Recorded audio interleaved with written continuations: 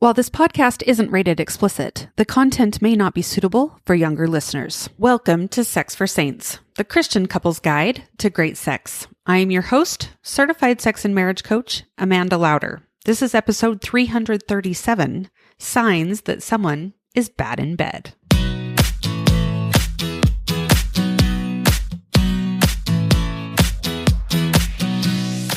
Welcome to Sex for Saints, a podcast for Christian couples.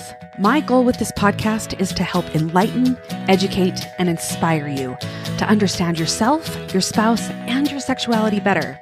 I talk about sex in a way you probably haven't heard before. I'm bold, I'm direct, but I keep everything in line with my strong Christian values. Are you ready? Let's go. Hello, everyone. Welcome back to the podcast.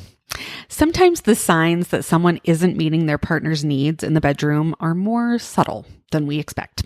It's easy to think of sexual compatibility purely in physical terms, but the truth is, much of what makes someone bad in bed stems from behaviors and attitudes outside of sex.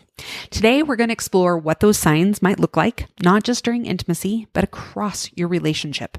Whether it's communication issues, a self-centered approach, or a mindset that refuses to grow and evolve, these things can impact the quality of your connection, both emotionally and sexually. I'll share with you how you can recognize these behaviors in yourself or your spouse, what you can do about them, and most importantly, how to make the necessary changes for a more fulfilling and intimate relationship. Now, before we go any further, let me emphasize that being bad in bed, and I say that in air quotes, okay, isn't a label that should cause shame. Instead, it's an opportunity to identify behaviors that may be limiting intimacy and satisfaction, and more importantly, to learn how to improve. Let's start by identifying some of the major signs that someone might be bad in bed. And it's really important to remember that what makes someone good or bad in bed is subjective. It's based on how well each partner communicates, connects, and understands the other person's desires. Being bad in bed doesn't necessarily mean someone is clueless. It often means that they're unaware of how to meet their partner's needs effectively. So here are a few signs to look out for. Number 1, poor communication in other areas of life. So the cornerstone of great sex is, of course, communication. And if you are having communication issues, they're probably showing up in the bedroom, but they usually start long before that. If someone struggles to communicate effectively in day-to-day life, whether avoiding tough conversations, shutting down emotionally, or being unable to express their needs, they're likely bringing those habits into the sexual relationship as well. For example, a partner who avoids talking about emotions or struggles to share their feelings may have difficulty opening up about what they need during sex. They might not express what feels good, what doesn't, or what they desire, leaving their partner guessing.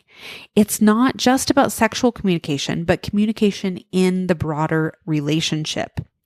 So a husband who avoids asking his wife what she enjoys because he assumes he already knows, or worse, because he's afraid to hear that he's not doing something right, he may never ask, "Do you like this? Or is there something else that would feel better for you?" That person's probably not great in bed. Okay. A wife who never shares what she desires because she assumes her husband should just know, or that talking about sex is uncomfortable. She might be unhappy with her sex life, but not open up about her needs, creating an unspoken gap between them. She's probably not great in bed. All right. Number 2, closed mindset versus a growth mindset. So a closed mindset can be a huge barrier in both relationships and sex. A closed mindset is the belief that things are fixed and unchangeable. Someone might think, this is just how I am, or if I'm not good at this now, I'll never be. They tend to resist change and feedback, especially when it comes to sex and intimacy. On the other hand, a growth mindset means believing that improvement is always possible. It's the openness to learning and trying new things and adapting. So in a sexual relationship, someone with a closed mindset may be resistant to trying new things or exploring different ways to connect. They might feel stuck in a routine and see no reason to change it. A growth mindset, by contrast, welcomes the idea of learning from your partner, making small improvements, and working together to deepen your connection. So a husband with a closed mindset might shut down when his wife suggests new ways to enhance their intimacy, saying, "Why change what we've always done? It's fine the way it is." Okay. A wife with a closed mindset might dismiss her husband's desires for exploring something new, insisting that it's just not her thing, without considering how it could strengthen their bond or fulfill him more fully. All right, number 3, focusing only on their own needs in and out of the bedroom. Someone who's bad in bed often centers their own pleasure at the expense of their partner's. But this self-centeredness usually extends beyond the bedroom. If someone consistently prioritizes their own needs, whether that's in their career, in their hobbies, their emotions, and neglects their partner's, that's the same dynamic that is likely to play out during sex. Sexual intimacy is about mutual pleasure and connection. So when one person dominates or dismisses their partner's desires, it leads to an unbalanced, unfulfilling experience.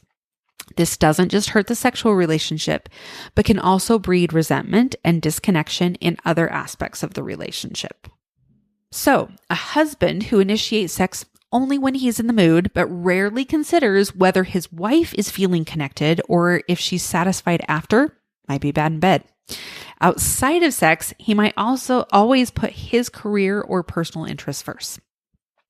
A wife who expects sex to focus on her pleasure, but never takes time to ensure her husband's needs are being met. She might also expect emotional attention and support, but fail to reciprocate. All right, number 4, a lack of enthusiasm or engagement. So when one partner seems disinterested or unengaged, it can make the whole experience feel mechanical or uninspired. Great sex involves both partners being present and enthusiastic. But if someone is just going through the motions, it can create an emotional and physical disconnect. So a husband who is emotionally distant or doesn't seem excited during sex, he may just do enough to make the encounter happen, but isn't fully present in the moment, leaving his partner feeling alone, even in their shared experience. Or a wife who is passive, lying there without participating or expressing any desire, leaving her husband feeling like he's doing all the work or that she's just really not enjoying herself at all. All right, number 5, ignoring your partner's needs or signals. So one of the most frustrating signs is when a partner ignores or doesn't pick up on their spouse's cues, whether verbal or nonverbal. Now, this can be anything from not noticing when their partner's uncomfortable to outright disregarding boundaries. So great lovers pay attention to their partner's body language and emotions and adjust accordingly. So a man who continues with a sexual act or position despite his wife showing discomfort or disinterest, for example, if he's focused on oral sex when she's clearly not into it but continues anyway because it's what he wants, or maybe a wife who has vaginismus or sex is painful and he insists that they do it anyway because it's not good for him unless intercourse is involved. That's a problem. A woman who doesn't adjust when her husband is uncomfortable or uninterested in something, pushing forward with her agenda without considering his feelings or preferences. And that can happen outside the bedroom, not just inside the bedroom. Hey listeners, if you're ready to transform your relationship and take your intimacy to the next level, it's time to check out coaching with me. Whether you're looking for personalized coaching in my women's membership, one-on-one guidance for men and women, or couples coaching, I have options designed to support you. And if you've looked into couples coaching before, now's the perfect time to revisit. I've lowered my prices, making it more accessible than ever. Don't wait to create that connection and intimacy you've always wanted. Learn more at amandalauder.com. All right, now that we've gone over some signs, what if you recognize one or more in yourself? The good news is that recognizing the problem is the first step to fixing it. So let's talk about how you can make some changes. The first is work on communication skills. Communication in the bedroom starts with improving communication outside of the bedroom, in other areas of your life. Learning to express what you want, how you feel, and listening to your partner are essential. So start with small conversations about daily life, emotions, or even preferences, and gradually build up to more intimate discussions about your sexual connection. It's about creating a habit of openness, honesty, and empathy. The most important thing you can do is just start talking. Ask your partner for feedback in a non-defensive way. Use phrases like, I want to make sure we're both enjoying ourselves. Can we talk about what's working for you and what could be better? Being vulnerable and open to feedback is key. For example, if you're a man who's realizing you've been maybe too focused on yourself, you could say, I've noticed I might not always be paying attention to what you need. I want to do better. Can we talk about what feels good for you? Similarly, if you're a woman who hasn't been communicating your desires, you might say, I realize I haven't been as open about what I enjoy, and I'd like to talk about that so that we can get more out of our intimacy. All right, number 2 is shifting to a growth mindset. So if you've noticed that you are resistant to change, it might be time to shift to a growth mindset. So instead of thinking, I'll never be good at this, try embracing the idea that you can always learn and improve. Approach sex as a journey of discovery where you and your spouse can grow together rather than feeling stuck in old patterns. Ask for feedback and be open to exploring new ideas and embrace the process. Number 3, educate yourself. There's always something new to learn about sex, whether it's understanding more about the female anatomy, reading up on new techniques, or learning how to be a more attentive lover. Education is your friend. Seek out books, podcasts like this one, and other resources to expand your knowledge. For example, if you're a man who wants to better understand how to give your wife more pleasure, you could read books that focus on female sexual pleasure or attend a workshop for couples. If you're a woman who feels disconnected from sex, educating yourself on your own body and what turns you on can help you communicate better with your partner. Number 4, practice mindfulness and presence. So one key to improving your sexual experience is being present in the moment. This means turning off your mental to-do list, putting away distractions, and focusing on your partner and the shared experience. Mindfulness can help you be more attuned to your partner's needs. This might look like slowing down and paying attention to your partner's body language during sex. Are they enjoying this? How are they responding? Are you too focused on achieving an orgasm rather than connecting with your spouse? It might also look like paying attention to what is happening in your own body. Sex should be a sensual experience, so focusing on your 5 senses is a great way to do this. Number 5, experiment and explore. Sex doesn't have to follow the same routine every time. If you've recognized that you or your partner are falling into a sexual rut, try new things. Experimenting together not only adds excitement, but helps you both figure out what you enjoy. Maybe there's a new position or a setting or a technique you've been curious about. Bring it up with your spouse and suggest trying it together. It could be as simple as extending foreplay or incorporating more touch and affection into your intimate moments. Number 6, practice selflessness. If you've realized that you've been focusing mostly on your own needs, begin thinking about how to prioritize your partner's. This isn't about ignoring your own desires, but finding a balance where both of you feel valued. In the bedroom, take time to ask your spouse what they enjoy, focus on their pleasure, and be responsive to their needs. Outside of the bedroom, consider how you can support them emotionally and in their daily life. So what do you do if you recognize these signs, not just in yourself, but maybe in your spouse? Okay. The key here is approaching the conversation with love, patience, and understanding. Criticizing or blaming will likely create defensiveness, which won't lead to positive changes. So the first thing you need to do is choose the right time to talk. Timing is crucial. The worst time to bring up sexual dissatisfaction is right after sex. Okay, this is when emotions are already high. So instead, choose a neutral time when you're both relaxed and open to talking. Start by building a safe space for honest conversations. Encourage open discussions about both your emotional and sexual relationship without making it feel confrontational.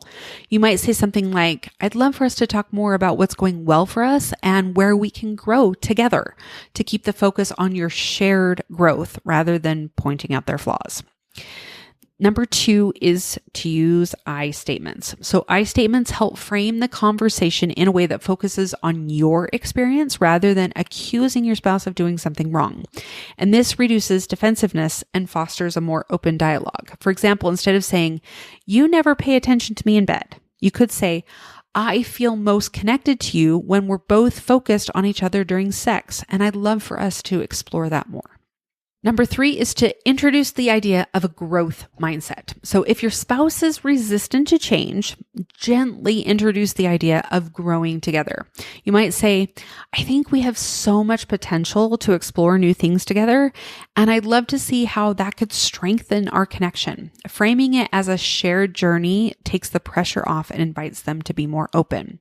Suggest reading a book, listening to a podcast, or even attending a workshop or retreat that focuses on improving intimacy. This shows your spouse that you're in this together and that growth is a mutual goal.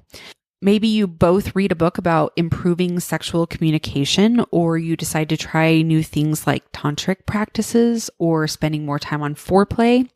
These shared experiences can strengthen your bond and help create better sexual chemistry. And number 4, be patient and supportive. If your spouse is struggling to do what you've discussed, remember that change takes time. Be patient, but also encouraging. Recognize and praise the efforts they're making, even if they're small steps. Positive reinforcement can help your spouse feel motivated to keep improving. For example, if your spouse tries something new or makes an effort to ask you what you like, respond with gratitude and encouragement. I really appreciate that you checked in with me during sex. It makes me feel really cared for. Are you or someone you love about to take the leap into marriage? My Engage Couples course is designed to help couples prepare for sexual intimacy, creating a strong foundation for a fulfilling and connected relationship. This course is the perfect gift for young adults in your life who are getting married, helping them approach this important aspect of their relationship with confidence, understanding, and love. Give the gift of healthy, intimate connection and find out more on my website at amandalauder.com/engaged. All right, so now you've identified what needs improvement. Here's how to start building a stronger connection. First, strengthen emotional intimacy. So sexual intimacy is closely tied to emotional intimacy. So if you feel disconnected outside of the bedroom, it's likely that your sex life will reflect that. So spend some time reconnecting emotionally through date nights, conversations, and shared experiences, and watch how it impacts your sexual relationship. This might mean setting aside time to talk about your relationship, focusing on affection that isn't necessarily sexual, or even just spending time cuddling or touching each other during non-sexual moments. Number 2, prioritize foreplay and connection. So for many couples, foreplay is an afterthought or something to rush through on the way to the main event. But in reality, foreplay is a crucial part of sexual intimacy. So taking the time to engage in foreplay builds connection and helps both partners feel more satisfied. So try making foreplay a more intentional part of your sexual experience. This could include more kissing, touching, and talking. Maybe you spend time massaging each other or simply focusing on the emotional connection before moving to physical intimacy. Number 3, focus on mutual pleasure. So great sex is about mutual pleasure. This means making sure that both parties are satisfied, not just focusing on one person's needs. So take the time to check in with your partner during sex, ask how they're feeling, what they need, or what they enjoy. Being attentive to each other's pleasure strengthens your bond and creates a more satisfying sexual experience. And number 4, seek professional help if needed. So if you're finding it hard to improve on your own, consider seeking professional help. As a sex and marriage coach, I can offer valuable insights and personalized guidance to help you and your spouse work through challenges. Sometimes an outside perspective can make all of the difference. Sometimes you just need a few tools to get you started. So I have just lowered the price of my couples coaching. So if you've checked it out before, you may want to check back. I'm also offering different size packages depending on what you think you need. So make sure you check that out at amandalauder.com/couples. So being bad in bed isn't a fixed trait. It's something that you can improve on by recognizing the signs in yourself or your spouse, having open and honest conversations, being willing to try new things. You too can transform your sex life into something fulfilling and enjoyable for both of you. Remember, great sex isn't about perfection. It's about connection, communication, and mutual pleasure. And like any other aspect of a relationship, it takes effort and intentionality. All right, my friends, that's all I have for you today. Remember, love is a journey, not a destination. Stay committed, stay passionate, and stay connected. We'll see you next time. Bye-bye.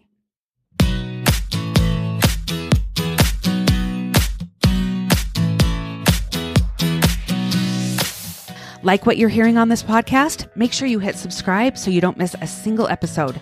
Don't forget to leave me a review and share it with your friends.